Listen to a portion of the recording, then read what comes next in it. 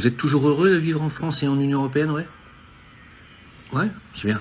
Je suis très content pour vous, moi. Parce que ce qui arrive, figurez-vous, pour vous, hein, c'est génial. Regardez bien.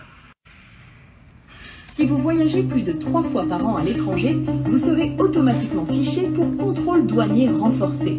À partir du 1er juin 2025, cette mesure entrera en vigueur dans le cadre d'un plan national de surveillance des déplacements internationaux. L'objectif affiché par le gouvernement, sous l'impulsion du ministre de l'Intérieur Bruno Retailleau, est de renforcer la lutte contre les trafics, les fraudes fiscales et certains déplacements jugés suspects. Concrètement, dès votre 4e voyage hors du territoire français sur une année civile, votre nom sera inscrit dans une base de données confidentielle accessible aux services douaniers et au ministère de l'Intérieur. À votre retour, vous pourrez faire l'objet de contrôles plus poussés. Fouilles, interrogatoires, vérification de vos achats à l'étranger, voire analyse de vos mouvements bancaires. Selon les informations relayées par BFM TV, les voyageurs fréquents vers des pays dits sensibles pourraient même être surveillés de manière ciblée. Officiellement, il ne s'agit pas d'une interdiction de voyager, mais d'un encadrement renforcé. Vous allez être encadré de manière renforcée, dès si vous voulez partir en voyage un petit peu, quoi. En dehors de l'Union Européenne, bien sûr, bien sûr. C'est officiel, alors, désormais.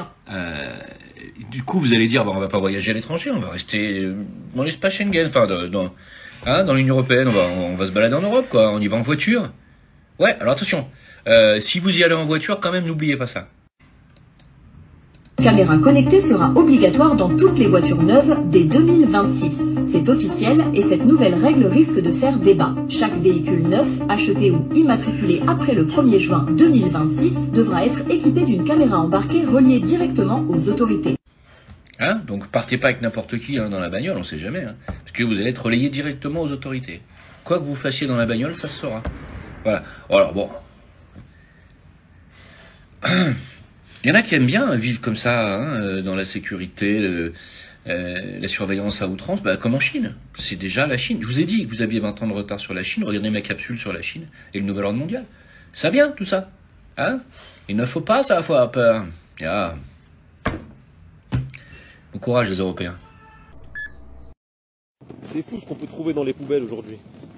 Je vais vous montrer ce qu'il y a dans certaines poubelles. Vous allez péter un câble. Vous savez ce que c'est, ça ? Regardez bien. Non, toujours pas? Et là, vous comprenez mieux? Allez, je vous montre. Côté pile, c'est une poubelle au bord de la route, rien de plus banal. Mais côté face, se dévoile un radar routier dernière génération. Voilà, donc ici un véhicule vient d'être flashé à 96 km/h. Il s'appelle NK7. C'est un radar fabriqué en Australie. Il peut contrôler jusqu'à 6 véhicules simultanément. D'après la société qui le commercialise en Europe, il serait en cours d'homologation en France. C'était pas suffisant, les radars tourelles, les radars chantiers, les radars sur les drones. Il va même falloir faire attention aux poubelles maintenant. Moi, j'ai plus les mots. Le pressing est intensif. On ne nous laisse aucun répit. Jamais vous en avez vu à côté de chez vous. N'hésitez pas à dire où dans les commentaires pour qu'on puisse s'entraider un petit peu. On ne faudra pas s'étonner si un jour ça part complètement en cacahuète dans ce pays. La prochaine fois que vous verrez des poubelles sur le bord de la route, faites attention. Parlons de choses sérieuses. À votre avis, quelle est la chose la plus importante? Attendre un sauveur? Prier? Pour un monde meilleur? Ou réinformer? Informer? Réinformer? Jour après jour, heure après heure, année après année, comme je le fais et comme beaucoup d'autres alerteurs le font. Je vous laisse avec ce petit extrait du travail de nos collègues GPTV, Géopolitique Profonde, hein. Petit sondage en ligne, petit sondage de rue, et vous allez voir après. Alors, l'expérience a été simple. Demandez aux gens dans la rue s'ils connaissent le forum de Davos. Connaissez-vous le forum de Davos, le forum économique mondial? Voilà la réponse. Dites-moi, est-ce que vous savez ce qu'est le World Forum économique? Non, non. Ah, j'en ai aucune idée. Comme ça, j'ai envie de le traduire, mais j'en ai jamais entendu parler. Jamais? Non. Jamais. Non, Oui. Je ne sais absolument rien. Forum économique international. je sais pas ce que c'est. Je sais pas ce que c'est. Non. Même pas vu dans les journaux, à la télé. Pas du tout, je suis le World Forum économique. Alors j'en ai... Aucune idée. Je n'en ai pas la moindre idée. Etc. Ils y connaissent NIB. Ils connaissent Que dalle. Et ce sont ces gens, alors c'est des centaines de milliers, hein, ça peut être comme ça jusqu'à la fin de la journée, hein. Ce sont ces gens qui nous traitent de complotistes, de parano, d'imbéciles, d'extrême droite, de fachos, islamophobes, antisémites, homophobes, et j'en passe. Ce sont ces gens qui nous donnent des leçons. Les mecs savent même pas ce que c'est que le forum de Davos. Pourquoi fabriquer des crétins ?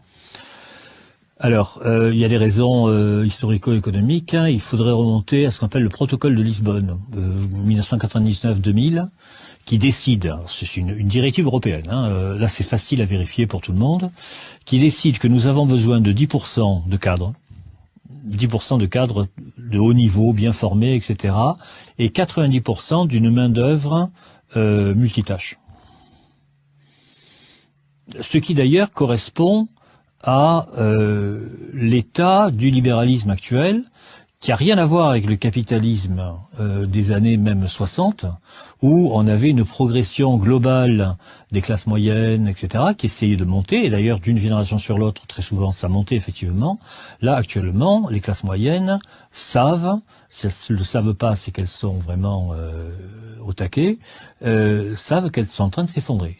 Que par exemple, pour quelqu'un qui a une vingtaine d'années, l'accès au logement lui est infiniment plus difficile que ce que cela a été pour ses parents. Donc, ces gens-là vont être... on va pas essayer de les former véritablement d'une façon supérieure, on va essayer de les former à minima. D'abord, ça coûtera moins cher, à tout point de vue. Et ensuite, comme de toute façon, l'emploi à vie c'est terminé, on va leur faire 10 boulots différents, etc. Ils seront, comme on dit autrefois, taillables et corvéables à merci. Et en plus ils seront incultes, hein, et plus ils feront ce qu'on leur dira. Donc, supprimer l'école telle qu'elle était, remplacez-la par Cyril Hanouna, et vous avez le résultat. Donc vous dites... mais c'est un calcul. Que c'est la partie d'un calcul, d'un plan. C'est un calcul véritable à un niveau européen. Vous n'avez les pays qui actuellement caracolent en tête des classements sont très rarement des pays européens. C'est Singapour, c'est certaines régions de Chine, c'est le Japon, c'est la Corée du Sud, etc. Les dragons émergents, vous savez, comme on dit. Bon, en Europe, les seuls qui, pendant un certain temps, ont surnagé, c'était les pays scandinaves. C'est fini. Le pays, donc le Canada, est divisé, certes sur la base de l'âge, comme on vient de le voir, mais aussi géographiquement. L'ouest du pays, fortement conservatrice, se retrouve encore une fois écarté du pouvoir. La première ministre de l'Alberta a été claire à l'effet que si les demandes de l'Alberta à l'égard d'Ottawa restaient lettre morte, ceci se ferait au risque de créer une crise nationale portant fort probablement sur l'avenir de l'Alberta au sein de la Confédération. Comme quoi le Canada, ce pays artificiel comme l'a qualifié Yves-François Blanchet, pourrait finalement se fracturer non pas à l'est, mais à l'ouest. Sur 99.5 FM Montréal, là-dessus, j'ai lu pas mal de choses sur Marc Carney. On a l'impression que notamment, c'est un mondialiste. Enfin, vous comme vous nous le présentez, nous aussi on a eu un banquier. Vous savez très bien que nous en France on a un banquier de Rothschild. Ouais. Ça fait quand même 7 ans qu'il est au pouvoir. Et quand je vous entends parler là-dessus sur ce nouveau candidat, enfin anonyme, certains l'appellent le mondialiste anonyme. C'est fort bien, c'est un mondialiste finalement, gouverneur des banques centrales. Il va dans la doxa du WEF, du World Economic Forum, donc notamment. Ouais. Ben, il a même écrit un livre il y a à peine 4 ans. Son livre s'appelle Values. Et dans son livre, il fait la promotion de la décroissance. Il fait la promotion de taxer le carbone, taxer les transports, taxer le transport aérien, faire payer pour polluer la planète, pour s'assurer qu'on minimise nos déplacements. Alors, c'est vraiment étrange parce que durant cette campagne, face aux menaces de tarifs de Donald Trump, il y a toutes sortes de mesures qui ont été prises, notamment on a remis en question cette fameuse taxe carbone ici au Canada et il s'est prononcé pour l'abolition de cette taxe carbone pour les individus, mais pourtant, tout ce dont il a fait la promotion dans cette campagne pour se faire élire est complètement à l'encontre de ce qu'il a écrit dans un bouquin qu'il a signé, dont il est l'auteur et qui a paru il y a seulement 3-4 ans. Alors, c'est pas un vieux bouquin et il pourrait se dire, ben, j'ai changé, j'ai pris la mesure des choses, je suis rendu plus lucide, plus réaliste. Alors, c'est vraiment un discours très électoraliste, très populiste qu'il a eu et qui va complètement, qui a berné les Canadiens qui vont se rendre compte que le livre Values et les principes derrière ce culte environnemental et cette religion, cette idéologie de décroissance, eh bien, on va la vivre de façon brutale ici au Canada. Oui, c'était fou. Et dernière question là-dessus, est-ce que Pierre Poilievre, finalement, et les conservateurs n'ont pas suffisamment peut-être travaillé aussi suite à l'élection de Donald Trump? Ils sont restés peut-être ambivalents par rapport à ça, ou plus détachés que ça, et ça aurait pu permettre aussi d'attirer l'électorat canadien et québécois beaucoup plus, de façon beaucoup plus sereine, j'ai envie de dire, ou massive dans les filets du Parti conservateur, non? Est-ce que ça a été une erreur finalement? C'est difficile à dire parce que le Parti conservateur du Canada étant un parti de centre-droit, mais bon, que certains qualifient à droite et d'autres d'extrême droite, mais c'est pas du tout un parti d'extrême droite. C'est un parti de centre-droit, mais a voulu se recentrer pour justement s'assurer de ne pas cliver. Et c'est très difficile parce qu'ici, on est comme chez vous en France, c'est la même chose, la même diabolisation face à tout ce qui est un peu légèrement à droite ou un peu qui se détache un peu du discours dominant. Alors, c'était vraiment déjà pratiquement échec et mat pour les conservateurs parce que même en se positionnant pas face à Donald Trump, Pierre Poilievre se faisait taxer d'être un mini-Trump réellement parce qu'il a des mesures où il parle au peuple, il parle aux travailleurs, il parle aux payeurs de taxes, il parle aux contribuables qui ont du mal à payer leur logement, leur épicerie, qui font la queue devant les banques alimentaires. Pierre Poilievre s'est vraiment adressé à la classe ouvrière, mais dans ce style-là, on l'a comparé à Donald Trump. Alors, c'était difficile pour lui par la suite de se mettre en relation avec les menaces de Trump. Oui. On a vu qu'il voulait pas instrumentaliser la peur non plus, mais en même temps, certains lui reprochent de ne pas avoir assez entré dans cette dualité-là face aux Américains. Mais de toute façon, peu importe quelle avenue il aurait choisi, il était cuit parce que les médias avaient décidé, parce que la population générale, parce que l'idée qu'on a tenté de façonner chez les citoyens canadiens, c'est qu'il incarnait une espèce de mini-Trumpiste. C'est vraiment les termes qu'on a utilisés. Et ça fait en sorte que ça a été très difficile pour lui de se placer dans cette posture de centre-droit qu'il a tenté d'adopter durant cette campagne. Mais les gens qui détestent un politicien quand c'est rendu émotif, quand on n'est plus dans la rationalité et les gens se sont pas arrêtés à étudier son programme, à entendre le discours économique derrière, de refaire nos forces sur le plan économique, de se recentrer sur nos propres priorités. Pierre Poilievre a choisi, donc le chef du Parti conservateur, a choisi de mener une campagne axée sur l'espoir, sur comment on peut se construire nous-mêmes, plutôt que de se positionner toujours face à un adversaire, l'adversaire étant les États-Unis d'Amérique. Voilà, merci beaucoup, Jacinthe, pour vous souhaite une excellente journée. Merci beaucoup. Allez, au revoir. Nous, on continue la matinale. Chers amis, n'oubliez pas de vous abonner à la Gazette du Tocsin sur tocsin-media.fr/gazette.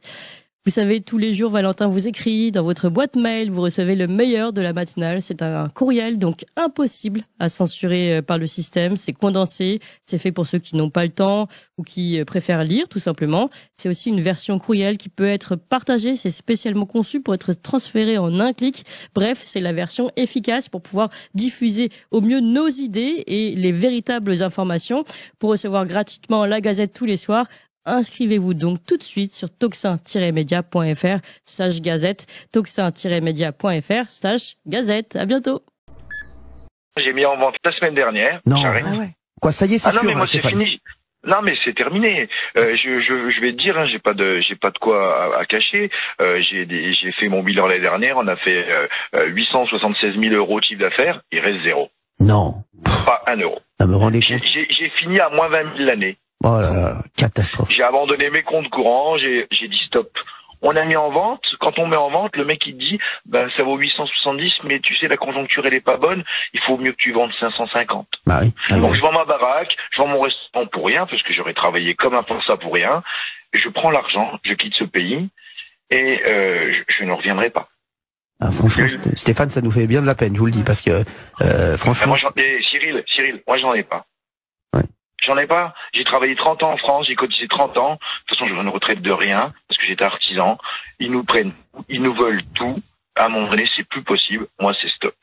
Donc, avant, je voudrais quand même laisser quelque chose à mes enfants, parce qu'aujourd'hui, ils tapent dans l'héritage de mes enfants, concrètement. Oui, oui. Hein? Donc, c'est non, c'est terminé. Moi, je quitte le pays, je veux plus en entendre parler de la France. Tant que ce sera géré par des idiots et des incapables, on viendra pas me rappeler. Quand on est des menteuses, ils nous disent si elle se prostitue, ce n'est pas la première, ce sera pas la dernière. Donc au bout des moments, on peut rien faire à ça. Main dans la main, Ilona et sa maman témoignent aujourd'hui de l'impensable. À 12 ans, la fillette est placée en foyer. 6 mois plus tard, elle tombe entre les mains de proxénètes. Pendant 3 ans, elle va se prostituer et alerter de ce que vivent les enfants du foyer. On faisait des cris d'alerte, on leur montrait que les filles se prostituaient. Les filles du foyer, elles se droguaient dans la chambre, elles faisaient des malaises. Et malgré qu'on leur disait tout ça aux éducatrices, au grand directeur du foyer, il n'a rien fait. Des enfants placés sous la protection de l'État et des départements qui se prostituent, il y en aurait des milliers. Cet avocat marseillais a déposé ce matin une mise en demeure pour faute en responsabilité à l'encontre de la présidente du département des Bouches-du-Rhône. Il fera de même pour le département de l'Essonne et des Yvelines, une première. Nous demandons au président du département, est-ce que vous saviez? Et c'est pas possible qu'il ne sache pas, parce que le seul responsable, c'est lui, de l'aide sociale à l'enfance. 2, qu'avez-vous fait? Et la réponse, je l'ai déjà, rien.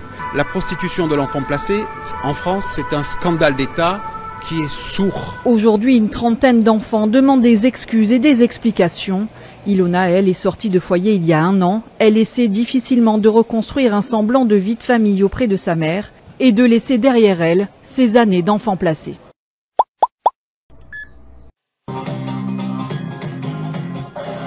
I think Canada as a whole got a sense of that feeling of hurt and betrayal with the way the Americans are treating us right now. But we've been treated that way for the last 10 years. Réaction maintenant de la première ministre de l'Alberta, Danielle Smith, qui, elle, témoigne de la frustration de ses concitoyens après l'élection d'un 4e gouvernement libéral de suite. Parce que l'Alberta, on l'a vu, et c'est sans surprise, est resté un château fort conservateur, rien pour favoriser donc l'unité nationale auprès d'une population qui se sent négligée par Ottawa et qui parle de plus en plus ouvertement d'indépendance. Jean-Sébastien Cloutier a passé les 24 dernières heures avec des conservateurs convaincus. Je pense qu'à ce soir, il va falloir attendre jusqu'à temps qu'on ait les résultats de la Colombie-Britannique. Martin Bélanger est un ultra-conservateur. Il participe à un balado pour commenter en direct les résultats de l'élection. Il est suivi par 131 000 personnes sur le réseau X et comprend bien l'humeur de la droite albertaine. Breaking news, apparently some of the medias are calling this a liberal minority already. Encore une fois, l'annonce d'un gouvernement libéral frappe. C'est une continuation des dernières 10 ans. Ça veut dire qu'on a un gouvernement qui se bat contre nous. Puis le reste du Canada se fout de l'Alberta puis de l'Ouest canadien. En quelques mois, son rêve d'une majorité conservatrice s'est évaporé. Ça me déçoit. Le monde sont convaincus que Trump est une menace et que la meilleure personne pour faire face à Trump, c'est Mark Carney. Le système électoral canadien, dit-il, favorise l'Est du pays. Les décisions qui affectent le pays au complet sont prises à Ottawa en vertu des Montréalais, de ceux de Toronto, de Québec, puis ça va continuer, ça va être la même chose.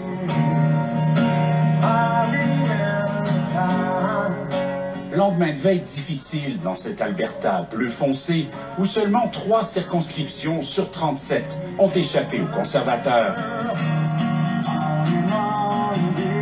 Et cette fois-ci, les résultats pourraient donner un élan au nationalisme albertain. J'ai reçu plein de textes, que ce soit sur Twitter, que par courriel direct. Il y a du monde qui disent déjà, on peut pas perdre de temps, il faut commencer tout de suite le mouvement pour devenir indépendant. Ce matin, à Calgary... Ça va? Hey, merci d'être venu. Martin rencontre quelques-uns de ses abonnés pour discuter de l'élection. Pas d'avertissement, mais c'est de la déception. Natif d'Ottawa, Chris souhaite, comme une grande majorité ici, moins d'intervention du gouvernement fédéral. Il y a déjà une base de 30% de la population en Alberta qui serait favorable à voter oui à un référendum. Moi, si on me présente un projet sérieux, j'ai aucun problème. Moi, je pense que si, même qu'il pourrait y avoir des points très positifs à avoir un référendum sur l'indépendance d'Alberta, même s'il n'est pas gagné. On veut la même chose que le Québec. T'sais, le Québec réussit quand même à aller chercher des bonnes ententes avec Ottawa. I'm going to participate in a movement towards separating from Canada. Jennifer compte participer à ce mouvement séparatiste. Elle a parcouru la province et connaît beaucoup d'Albertains. I think there's a lot of anger and fear and resentment, particularly amongst rural Albertans. I think we're just exhausted from all the damaging policies that have done severe harm to the oil and gas industry here. Des puits de pétrole comme ça, il y en a 200 000. Martin, qui a travaillé toute sa vie dans le pétrole, est un ardent défenseur des énergies fossiles. Il lance un message à Mark Carney. En anglais, on dit « get out of the way ». Laissez-nous développer nos ressources sans trop de limites.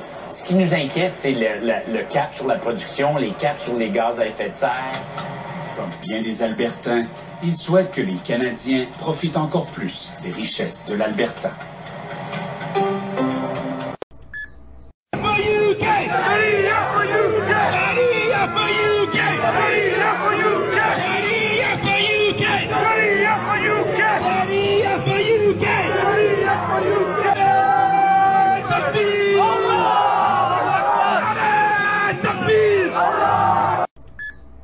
That we are working with Jay Bhattacharya, the new NIH director, with, as well as Secretary Kennedy, is looking at the gain-of-function research that, in the case of the Wuhan lab, as well as many of these other biolabs around the world, was actually U.S. funded and leads to this dangerous kind of research that, in many examples, has resulted in either a pandemic or some other major health crisis. Well, let me ask you specifically, because we already know that EcoHealth Alliance was partnering with this Wuhan lab to do gain-of-function research. That's right. We just have never been able to have somebody say, it was that exact experiment that led to this COVID bug. But have we gotten there? What's the new thing that you're digging in on? We are working on that with Jay Bhattacharya and look forward to being able to share that, hopefully very soon. Okay. That specific link. Correct. Between the gain-of-function research and what we saw with COVID-19. I mean, that would be extraordinary because, just so the audience knows, if that's true, if it was Peter Daszak's research with the Wuhan so-called bat lady that caused this pandemic, then we did fund it. Then Anthony Fauci helped fund the pandemic. The thing that he denied over and over and over to Senator Rand Paul's questioning. That's right. Under oath. Under oath, exactly. So is it any wonder that he sought a preemptive pardon for anything during a certain period of time by President Biden before he left office? And then strong-armed and smeared people like Dr. Jay Bhattacharya, anybody who came out and said, I don't know if that's natural. This actually smacks of lab. And the reason why this is so important is not just what happened in the past. It's because this gain-of-function research is happening in biolabs around the world.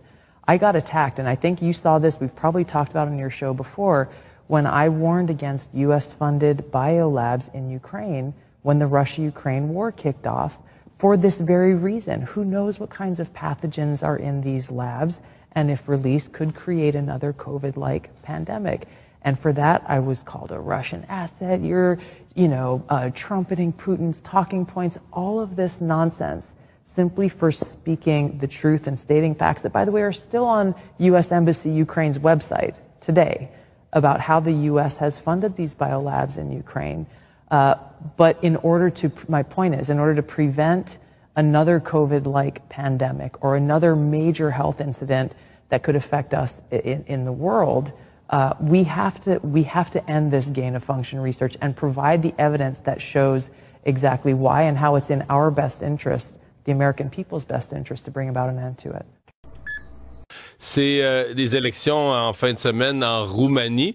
Il y a un œil de toute la planète particulier là-dessus parce que c'est des élections qui ont été reportées.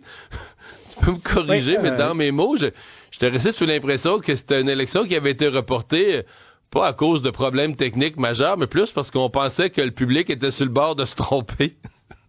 Bien dit, que les Roumains ont fait le mauvais choix.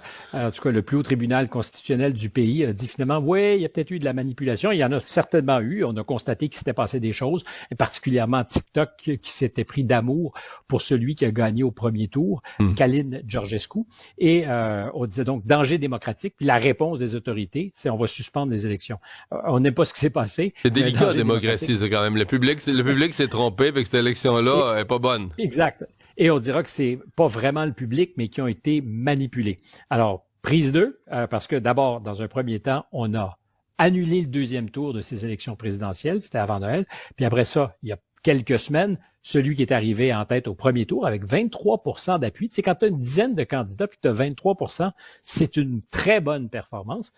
Ce candidat a été accusé d'avoir fait des déclarations fausses aux autorités électorales, de ne pas avoir comptabilisé certains fonds qui lui auraient été donnés, donc il a été disqualifié. Et aujourd'hui, à 48 heures des élections, c'est un candidat encore plus conservateur que M. Georgescu, parce que c'est ça le problème pour l'Union européenne, c'est que ceux qui sont à la mode en ce moment en Roumanie sont souverainistes. Ils sont pas du tout pro-européens.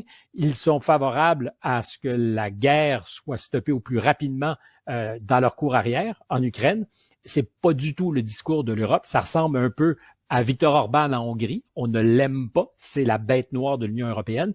Et là, on dit, on va donner une deuxième chance aux électeurs, mais il faudrait pas qu'ils se trompent. Et le candidat qui pour l'instant est en tête avec 30% d'appui au premier tour.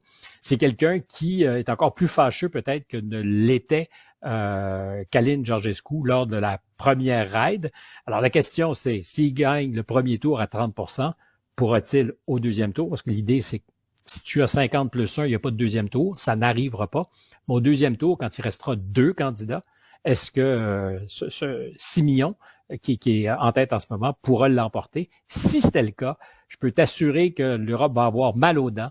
Et il serait pas surprenant qu'on nous apprenne qu'il y a eu de la manipulation, de la fraude, sinon de l'ingérence, qui viendra nécessairement des Russes, qui pourrait expliquer qu'on prenne la décision du public roumain avec beaucoup de circonspection, des pincettes.